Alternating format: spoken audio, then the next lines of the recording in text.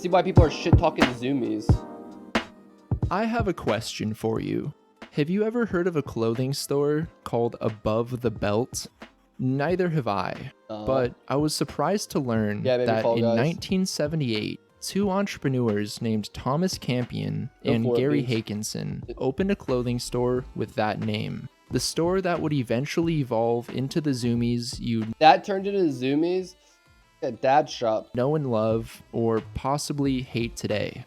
Boasting nearly 700 locations as of February 2019, Zumiez plays a key role in the three main markets they cater to: skateboarding, snowboarding, and motocross, also known as extreme sports or action sports. If you're a kid or young adult who's interested in these activities, you've likely been to or at least know what Zumiez is, because they truly offer it all. They have stores. I think Zumiez is pretty cool. Is it overpriced? Yeah, but what store is it? In all 50 states and 3 continents. And in just the last year, Zumiez sold $927 million worth of Yo, Diesel, you want to try to find us like kitchen nightmares we haven't seen? I'll be down for a kitchen night. Merchandise. And on paper, that sounds great. And it is. They've tapped into a market and are effectively serving that market. But despite this, I've seen a surprising amount of disdain directed towards Zumiez. And oddly enough, it seems to be... I didn't know people hated on Zumiez. I think people hated on like they like made fun of like the Zumiez like typical douchebag wearing like the Thrasher shirt and doesn't even skate kind of shit. Shut up, Tish. We'll say who. Serving skater cunt. Coming from their target market. Love Zumiez. So what's going on? Today, we're going to look at the history of Zumiez, why they're hated by some, and whether or not... I had 2 Thrasher shirts when I was in high school, and Ben would always steal them and wear them. Not that hate is warranted.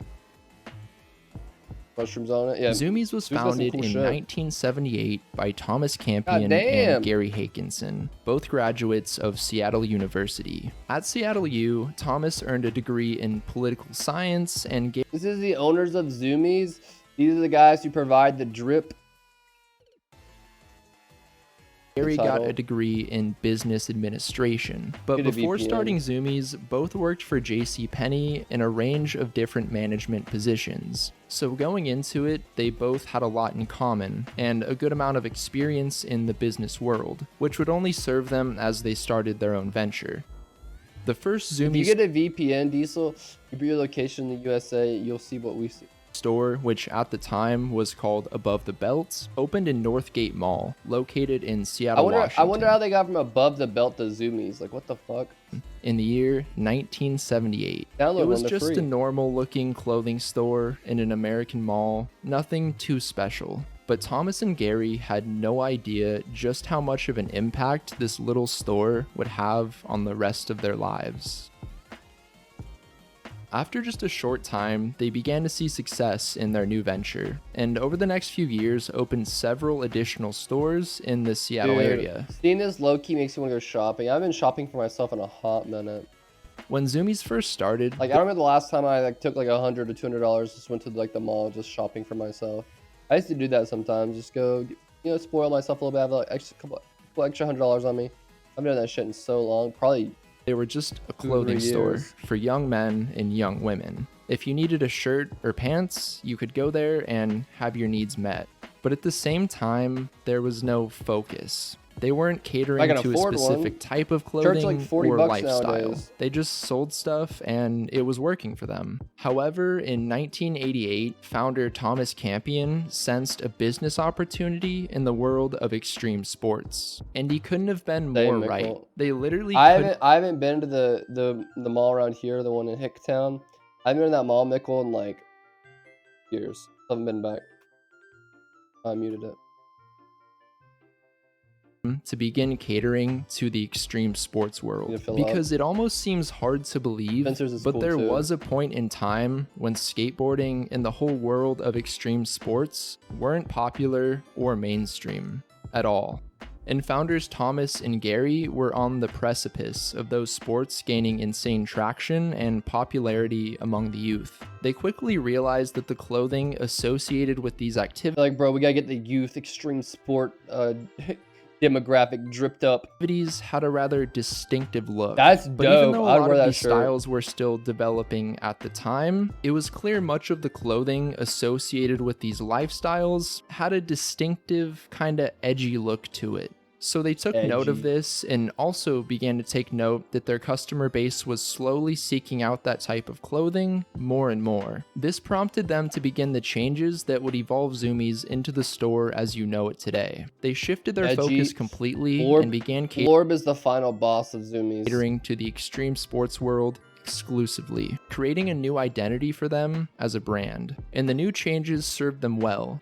Very well. And by 1990, they were successfully operating 8 stores in the Seattle area.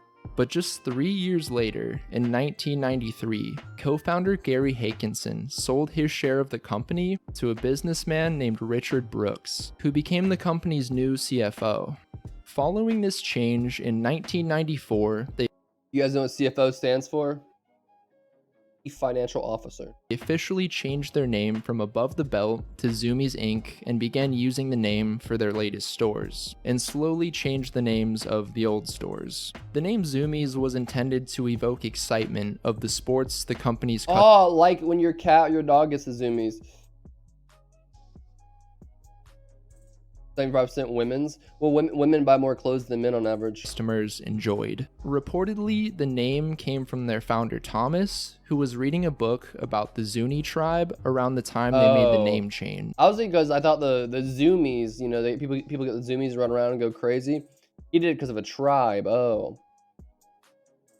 when I was younger, bro, if you had Aeropostale, an American Eagle, and a Hollister, you were dripped out. That shit was gas. The book inspired him to want to name his brand something that started with a Z, but he also wanted it to end with a Z. So of course, he came up with the name Zumiez. And after I thought Sears was closing down, or was that JCPenney? One of those big branches like the Dillard's, JCPenney's, one of those are closing down.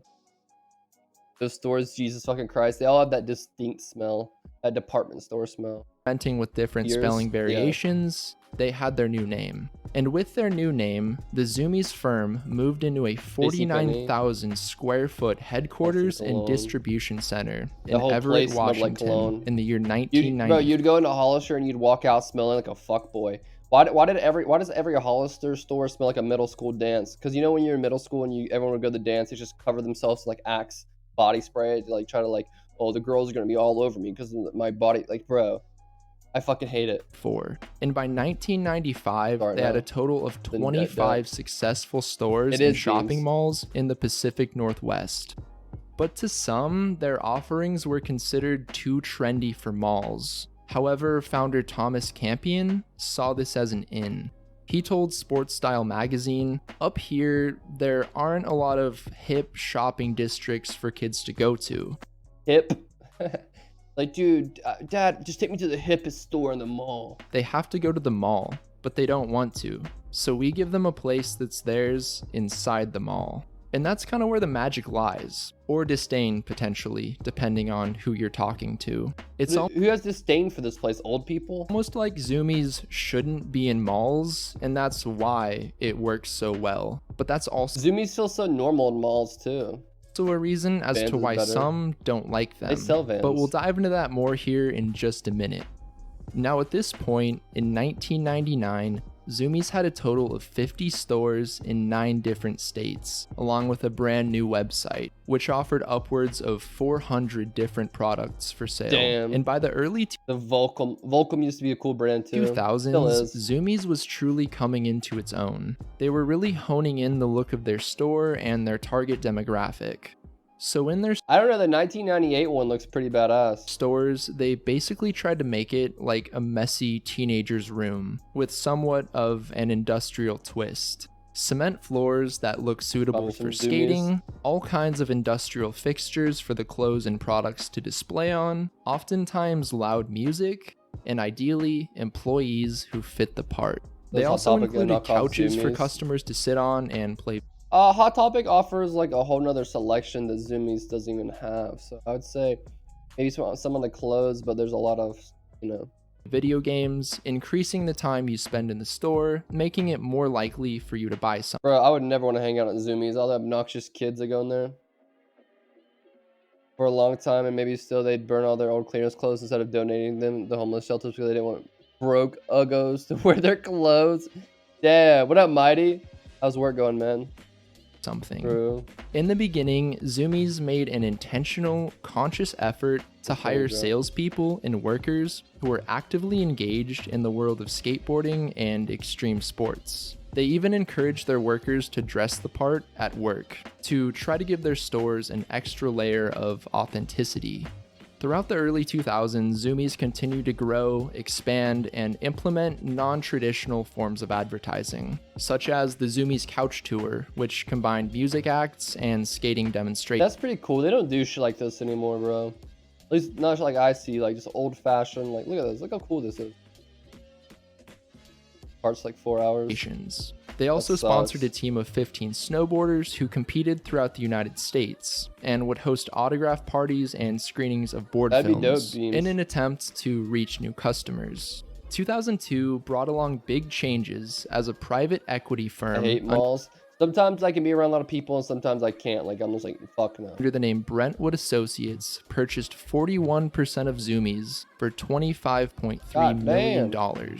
And in 2005, Zumiez decided to go public in order to raise more funds for their aggressive expansion efforts, making them one of the few publicly traded skate-related companies. They began looking at a very long-term goal of 800 stores with 20% annual growth predicted. I think most of them are that like that. Most of the Hot Topics are packed super small. You can barely walk around.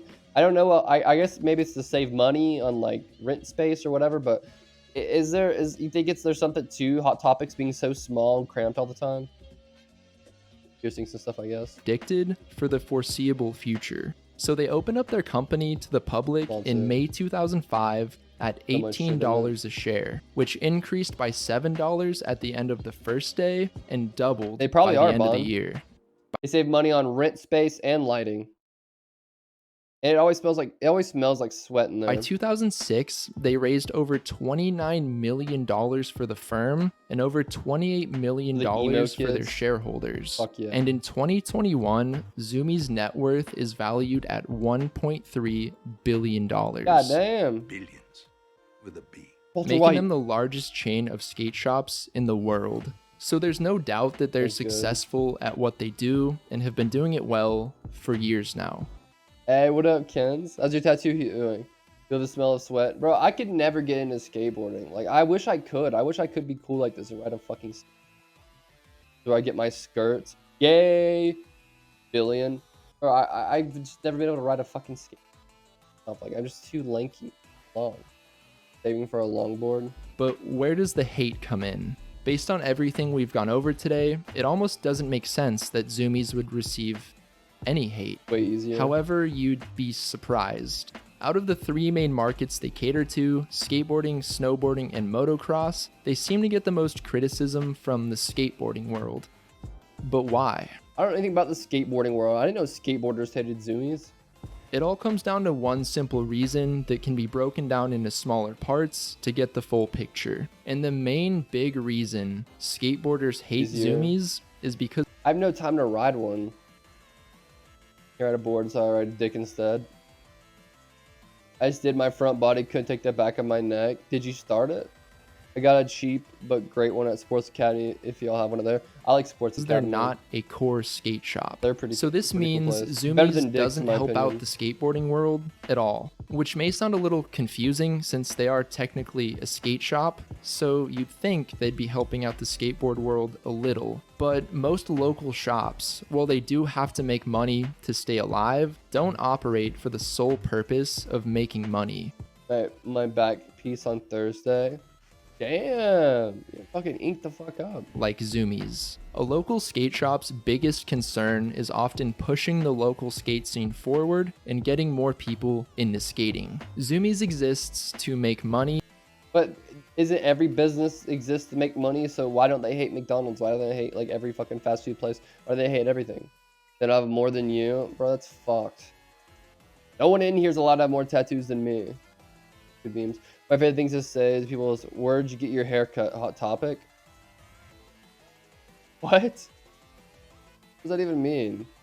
That me? And local skate shops exist to help the skateboarding world grow and thrive. But that's not to say what Zumiez is doing is wrong. It just goes against many principles of skate culture. And due to the fact that Zumiez is so large, they receive better deals on products than local skate shops because they're able to buy in bulk. But your piercings, Claire's. Local shops aren't able to do this and either have to stop ordering or go out of business, which really upsets skaters and skate shop owners because in their eyes, they're usually always sell big clothing because like Zumiez is like oversized clothing most of the time. Zumiez wouldn't even be able to exist and thrive if it weren't for the culture they and other local skate shops helped build. To skaters, having a chain skate shop in your local strip mall just feels fake and contrived.